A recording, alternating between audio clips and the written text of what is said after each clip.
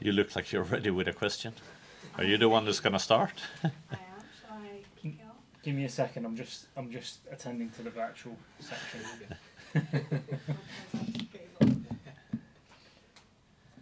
Hi everyone. Welcome to those of you joining us on the call. I'm guessing you guys can hear me. Let me know if not, and obviously put your hands up, and we'll get around to as many as we can. We're going to start in the room with Cara from Sky. If you'd like to go ahead. Hi, Jonas. Hi. I wanted to just start with team news. Everyone all right this week in training? Any updates on the longer term injuries? We have, let me think about last weekend. So Lena has been able to practice better and better. So she's very much in contention to play on Sunday. I'll have to wait with a medical update with Sabrina. She's also progressing very fine. So we have to see if she can be available as well for Sunday. But then no other players are ready to return. After Sunday's match, you spoke a lot about the need for optimism, especially when converting chances. What's the mood been like in training this week? I think they've been practicing very well. I think we have been seeing things that we did well, but also things that we need to do better, and we've been working hard into trying to make that better. So that's been good. Application has been very good. Both Beth Mead and Leah Williamson were chosen in the FIFA Pro World 11 this week. How does it feel to have these Arsenal players chosen by their peers, recognised on the world stage? Incredible achievement of them, both at club level and national team level, and we're all very, very proud of having them here at this club. Sam Kerr for Chelsea, she's been clinical recently, 6 goals in 2 league games. What's the plan to stop her on Sunday? How are you going to stop Chelsea? I think Sam Kerr is, of course, a very good player, but whenever you play a team like Chelsea, you can't only focus on one player. It's about how you work as a collective and stop that. And you could see in the game that we played last Sunday that with the number of touches and the number of situations Sam Kerr had, it wasn't a lot. So I think at most part of the game we were doing a really good job, and it's about continue to do that and doing it until perfection this time. Lydia Bedford has joined the coaching team this week. What do you think she's going to bring to that side of things? I know you said you've really admired her in the past. Yeah, so Lydia is coming in as an assistant coach, and in my coaching team we work with 4 assistant coaches. Lydia works as an assistant coach with an individual focus. Aaron D'Antini does it with a unit focus. Patrick Winkvist does it with a set piece focus, and Sebastian Barton is doing it with a goalkeeping focus. So for us it's about to cover these areas in the game, and when we are working on game day, for example, Lydia is also reviewing that game from an individual perspective and seeing that individual contribution that we want from each player in offense and defense. Are we getting that out? And I think that is so valuable, having someone with head coach experience like Lydia does from the league, being able to influence the game from an individual level, from the view of the collective as the head coach has. So I'm very excited about that, and I think she's a great addition to our coaching staff. A League Cup final, over 20,000 tickets sold, a record-breaking number. What does this fixture mean to you and the players? You must all be just raring to go. Absolutely, it's a great opportunity to go and win a trophy. It's exciting. It's always exciting when you're qualified to play a final, and it's one game between us and the trophy. So let's do our very best and enjoy the occasion. Thank you. Thank you. Thanks, Cara. Bradley. Jonas, thanks so much for joining us. Is this almost a good time to play Chelsea again with that defeat at the weekend fresh in the mind?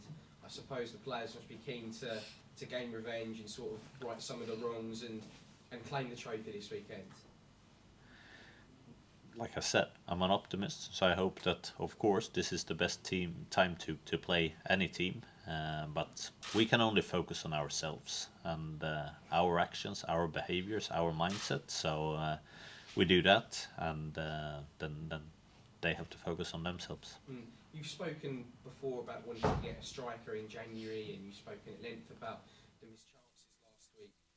How just difficult has it been for you this season to have two key forwards out for such a sustained period of time in effort? But it's about not to focus on problems. It's about focus on possibilities.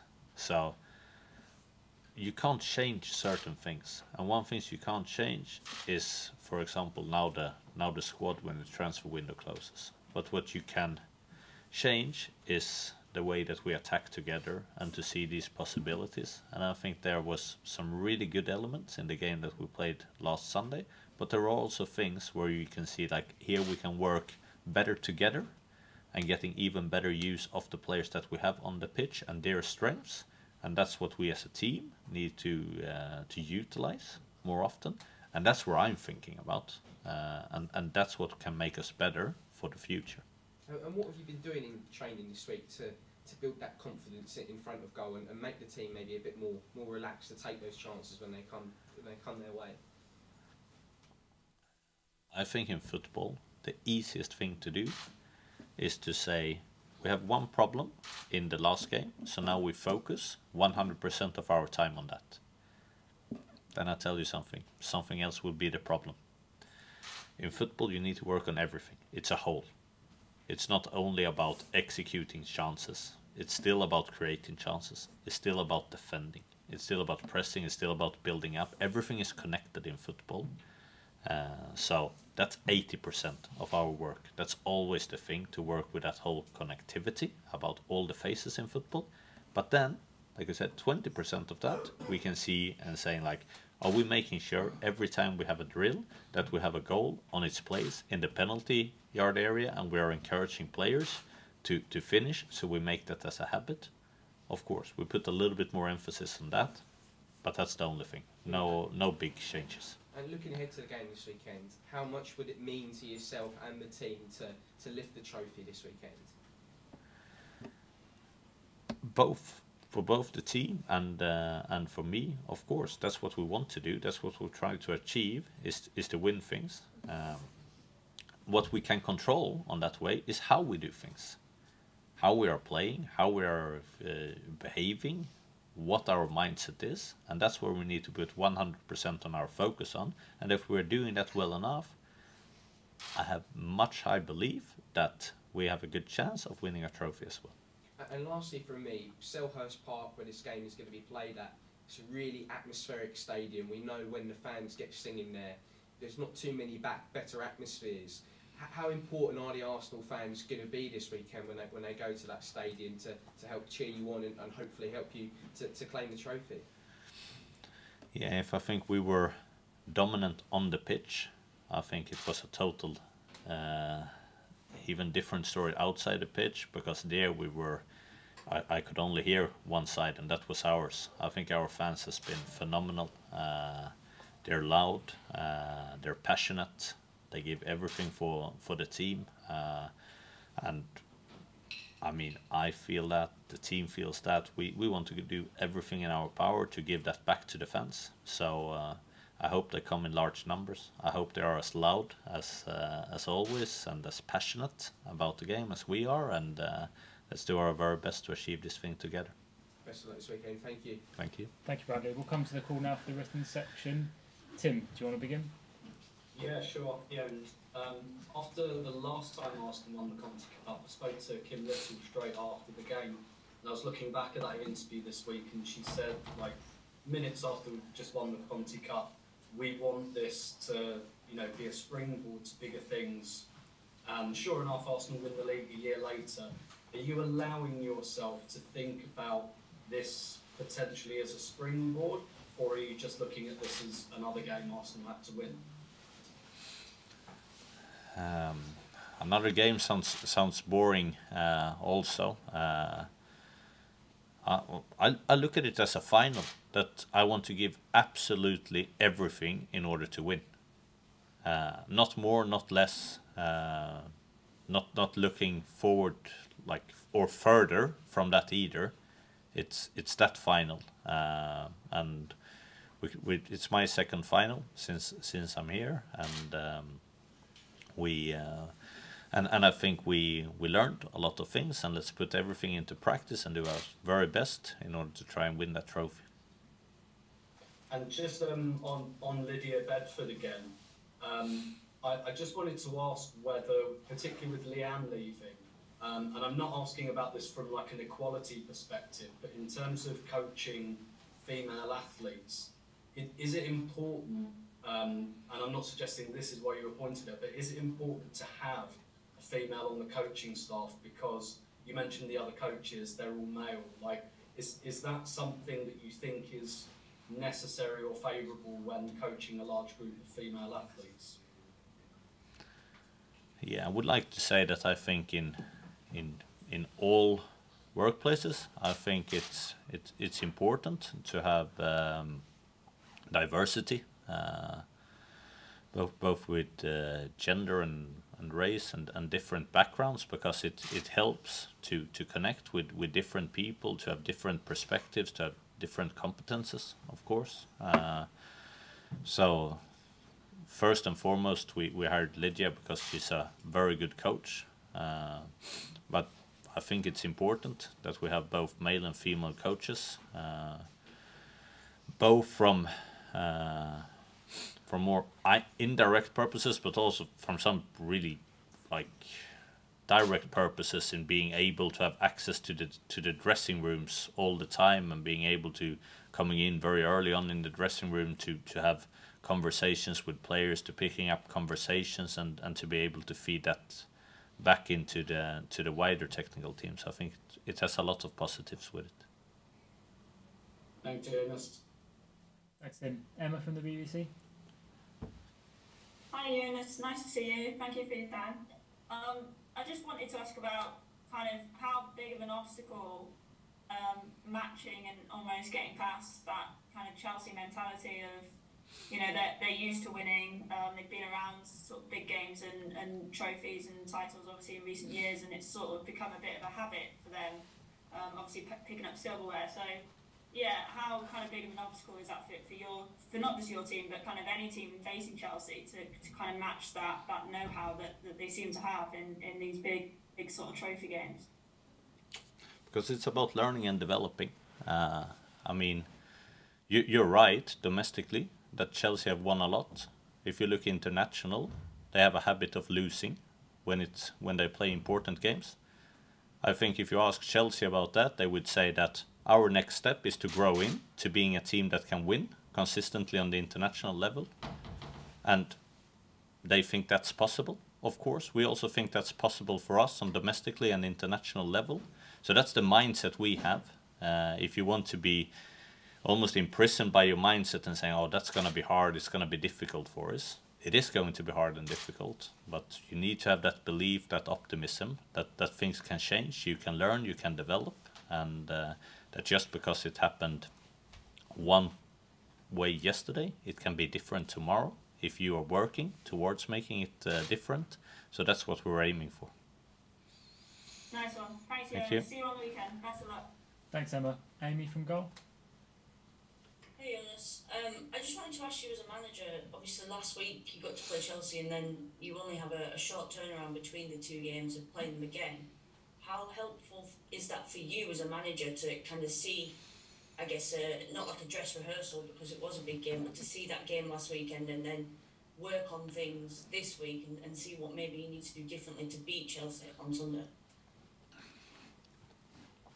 Yeah, it is of course valuable, but it's also difficult because it's a big risk that you're looking at the game that you played last Sunday and you think that everything is going to remain the same, and you change, but they will also change. It's two systems that will adapt towards each other, and as a manager, the most important thing is to try and predict how they are going to change and adapt, so you know what reality will be at on Sunday. So I kind of like that challenge, and I hope that we are focused on the right points and that we will be ready for it. What what's it like from a psychological perspective? Because, you know, the team had lost to this same opponent, you know, only 7 days earlier and don't have a great record against Chelsea recently. Do you address that, or is it something that you try to overcome in a different way? I think it's important to focus on the things that we can control. Result is very seldom something that I speak about, because I don't know what that has to do with the way that we're playing. It's I'd never go in and say like, oh, we should beat this team, or this match here will be very hard. That things doesn't really matter. It's about how we play, how we do things, what level we do things at.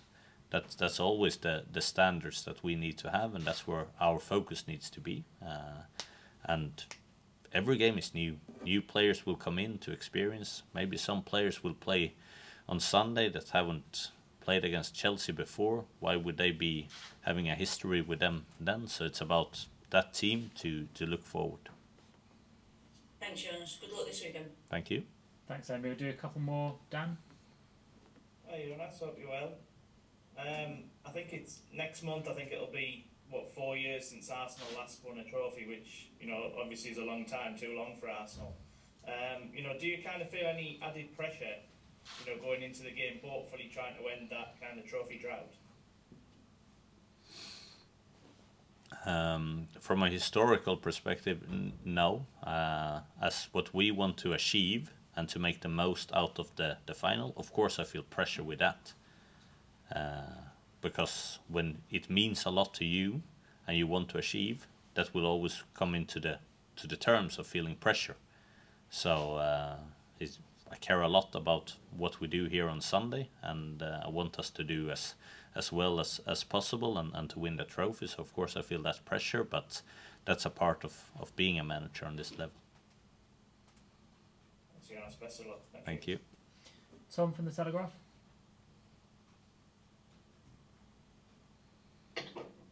Hi Jonas, thank you for your time. Just following on from Dan's question there, I just wanted to ask you a little bit about this kind of stranglehold Chelsea have seemed to have on the trophies in the last few years, and kind of just what it's been like watching them lift silverware and how that's made you guys feel, and maybe whether that will be a fuel for Sunday. No, I hate to say it, I don't know if I've seen Chelsea lift any trophy. I think I've tried to escape watching those moments. To be fair, it's not about any revenge from me or from any other sides in Arsenal. It's about what we want to try and create together, and the memories we want to create. So that's all we focus on. And Chelsea has obviously been doing it very, very well here the last couple of seasons. Very impressive winning that much. But we need to focus on what we can do, and not showing them too much respect, and doing our very best trying to win the game. Thank you, Jonas. Thank you very much. Take Thank care. you. Thanks, last one from you, Rachel. Just one from me. Hi, Jonas. You obviously recently played Man City kind of back-to-back in two competitions. Were there any lessons that you could learn there in terms of how you approached those two games that you could implement in these two games, in this game, I should say? It's very difficult and different, because the game against Manchester City very much turned into a race for recovery, and where we had to go and play an away game, and we had a lot less time during that 3-game block than Manchester City did for recovery as well, and we didn't have any time at all for any training between the two games. It was all about recovery. This game here, it's 7-day turnaround. We have lots of time to work on things. So does Chelsea. So the tactical component and the lessons learned from the first game here, it's much different, and can be used much different as well, because both teams have much more time working on it. So I think the team that used the time that the best is probably going to have an advantage on Sunday. Brilliant. Thank you very much, everyone. See you on Sunday. Thank you.